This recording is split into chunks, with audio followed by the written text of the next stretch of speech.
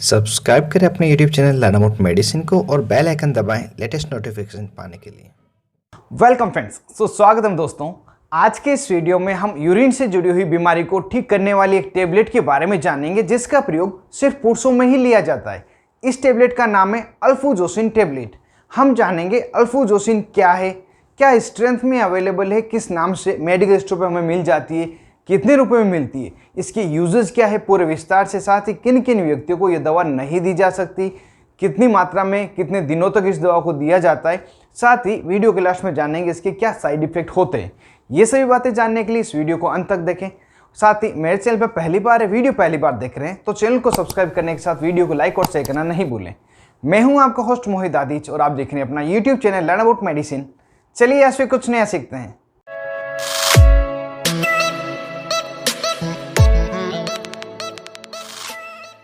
Hello friends, नमस्ते दोस्तों।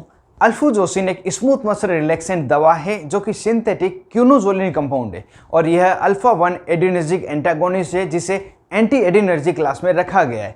यह दवा सिर्फ और सिर्फ टेबलेट फॉर्म में ही बनाई जाती है और इसकी जो टेबलेट्स आती है ER एक्सटेंडेड रिलीज फॉर्म तथा PR प्रोड्रोल रिलीज फॉर्म में होती है।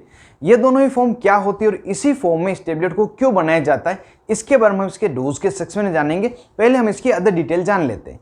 यदि इस टेबलेट की स्ट्रेंथ की बात करें तो अल्फुजोसिन टेबलेट 10 मिलीग्राम की स्ट्रेंथ में अवेलेबल है। साथ ही इसकी बायो अवेलेबिलिटी 49% होती है और प्रोटीन बाइंडिंग 82% से 90% तक रहता है। अल्फुजोसिन दवा का जेनेरिक नाम है। जब भी हम इस टेबलेट को मेडिकल स्टोर पर खरीदने जाते थे अपने जेनेरिक नाम से नहीं मिलकर कुछ ब्रांड नेम से मिलती है। वह कौन कौन सी है? कुछ पॉपुलर ब्रांड नेम जैसे कि अल्फू टेबलेट, अल्फुसिन टेबलेट, फ्लोट्राल टेबलेट, वेलफ्लू टेबलेट तथा फोजन टेबलेट, ये कुछ इसकी पॉपुलर ब्रांड है और हो सकता है इन ब्रांड्स के अलावा किसी अन्य नाम से आपको अपने मेडिकल स्टोर पे मिल जाए क्योंकि उस दवा का ब्रांड नेम रहता है एरिया और डॉक्टर के अकॉर्डिंग अलग अलग होता है। जो भी आपको आसानी से मिले उसे आप खरीद सकते हैं।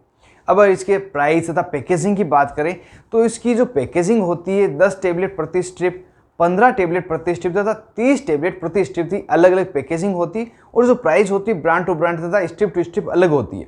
यहाँ पर हम इसकी एवरेज प्राइस प्रति टेबलेट कितनी होती है उसको जान लेते हैं। इसकी प्रति टेबलेट आपको 2 रुपये से लगाकर 3 रुपये में मिल जाती है और हो सकता है यह रेट टाइम के अकॉर्डिंग थोड़ी चेंज हो जाए, लेकिन जो भी आपको सस्ती मिले उसे आप खरीद सकते हैं क्योंकि जो दवा रहती है अल्फुजोसिन रहती है उसके असर में कोई भी फर्क नहीं रहता है। अब इसके यूजर्स को जान लेते हैं, किस बीमारी में इस टेबलेट का प्रयोग लिया जाता है। जैसा कि वीडियो की शुरुआत में हमने जाना था कि इस टेबलेट का प्रयोग यूरिन से जुड़ी हुई बीमारी के लिए किया जाता है और उस बीमारी का नाम है BPH, बनाइन प्रोस्टेट हाइपरप्लासिया, जिसे प्रोस्टेट एनलार्जमेंट भी कहते हैं। यह एक प्रकार की बीमारी है जिसमें पुरुष के प्रोस्टेट ग्लैंड में सूजन आ जाती है जिस कारण से उसकी साइज बढ़ जाती है। और प्रोस्टेट ग्लैंड वह ग्रंथि है जो पुरुष के पेशाब की जो थैली होती है जिसे हम ब्लैडर कहते हैं उसके मुंह पे होती है। जब इसकी प्रोस्टेट की साइज बढ़ जाती है तो ब्लैडर के जो नेक है वहाँ पे भी प्रेशर पड़ता है। इस कारण से पेशाब के आउटपुट में, यूरिन आउटपुट में समस्या होती है। और जो समस्या होती है उसके जो लक्षण हैं उसके बारे में जान लेते हैं। पेशाब रुक रुक कर वह मरीज को आएगी, काफ़ी समय तक दबाव लगाने पर पेशाब आएगी, साथ ही पेशाब आने में समय लग सकता है। ब्लैडर पे व्यक्ति का कंट्रोल नहीं रहता और कई बार ब्लैडर फुल भी हो जाता लेकिन पेशाब नहीं आती। ये कुछ सिम्टम्स देखे गए हैं और यह लंबे समय तक सिम्टम्स रहने पर व्यक्ति में UTI, यूरिनरी ट्रैक्ट का इन्फेक्शन होने का खतरा रहता है। ब्लैडर स्टोन हो सकता है, साथ ही किडनी के संबंधित कोई सीवियर डिजीज भी हो सकती है। इस बीमारी के ट्रीटमेंट के लिए यह टेबलेट डॉक्टर द्वारा दी जाती है और जब यह अल्फुजोसिन टेबलेट प्रोस्टेट एनलार्जमेंट में डॉक्टर द्वारा दी जाती है तो उस समय टेबलेट शरीर में जाने के बाद जो प्रोस्टेट ग्लैंड की स्मूथ मसल है उनको रिलैक्स करती है जिस कारण से उसकी स्वेलिंग कम हो जाती है और उसकी साइज़ कम हो जाती है। और प्रोस्टेट ग्लैंड की साइज़ कम होने के कारण ब्लैडर की नेक पर दबाव भी कम हो जाता है। फलस्वरूप जो यूरिन का आउटपुट है वो नॉर्मल होने लग जाता है। और दोस्तों, यदि आपको याद हो तो प्रोस्टेट एनलार्जमेंट की बीमारी के लिए एक टेबलेट और प्रयोग ली जाती है जिसका नाम है टेम्सुलोसिन। बिल्कुल राइट दोस्तों, टेम्सुलोसिन टेबलेट भी इस बीमारी को ठीक करने के लिए प्रयोग में लाई जाती है। इसकी डिटेल यदि आप पूरी जानना चाहते हैं तो इसके लिए मैंने पूरी डिटेल में वीडियो बनाए हैं। ऊपर आई बटन पर क्लिक करके आप देख सकते हैं, साथ ही डिस्क्रिप्शन इसका लिंक दें, वहाँ पर भी क्लिक करके इसके बारे में आप जान सकते हैं। हालांकि इस टेबलेट को सभी पुरुषों में दिया जा सकता है लेकिन कुछ पुरुष ऐसे हैं जिनको कुछ पर्टिकुलर बीमारी हो या कुछ कंडीशन हो उसमें इसे नहीं दिया जाता। जिसमें सबसे पहले यदि किसी मरीज की उम्र 18 साल से कम हो तो उसे यह दवा नहीं दी जाएगी। साथ ही किसी को सीवियर किडनी संबंधी बीमारी हो, लीवर के संबंधित बीमारी हो, साथ ही हार्ट की बीमारी हो जिसमें क्यूटी प्रोलॉन्ग मतलब क्यूटी का जो इंटरवल है वो ज़्यादा रहता हो, प्रोस्टेट का कैंसर हो, साथ ही हाइपोटेंशन मतलब लो ब्लड प्रेशर व्यक्ति का रह रहा हो, तो इन सभी स्थितियों में यह दवा नहीं दी जाती। और इनमें से कोई भी स्थिति अगर आपकी है तो अपने डॉक्टर को जरूर से सूचित करें जिससे कि आपको पर्टिकुलर दवा दी जा सके और आपको किसी समस्या का सामना नहीं करना पड़े।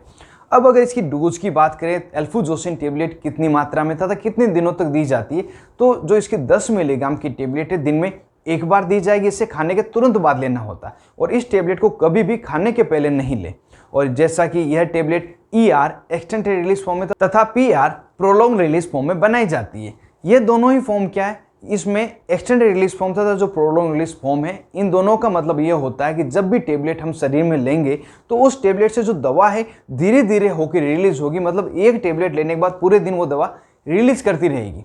इसका कारण क्या है? इसका कारण है यदि इस टेबलेट को आप इमीडिएट रिलीज फॉर्म में बना देते हैं तो इसकी प्रोटीन बाइंडिंग बहुत ही ज़्यादा है, 82% से लगाकर 90% इसकी प्रोटीन बाइंडिंग है। तो हाथों हाथ दवा रिलीज होते ही प्रोटीन का कॉम्प्लेक्स बना लेगी। कॉम्प्लेक्स बनाने के कारण जो डिज़ायर इफेक्ट आपके वो नहीं मिल पाएंगे, क्योंकि जो दवा की 10 से 18% की मात्रा होती वही एक्टिव रहती, वही असर करती है।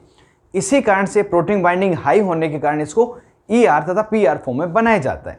अगर ड्यूरेशन की बात करें तो यह टेबलेट अगर आपको शुरुआती स्टेज में दे दी जाए तो 2 महीने या 3 महीने के बाद बंद की जाती है, और अगर सीवियर स्टेज में आ गई तो हो सकता है आपको लाइफ लॉन्ग भी इसको लेना पड़े। अब वीडियो क्लास में जान लेते हैं इस टेबलेट के क्या क्या साइड इफेक्ट होते हैं यदि किसी व्यक्ति को होते हैं।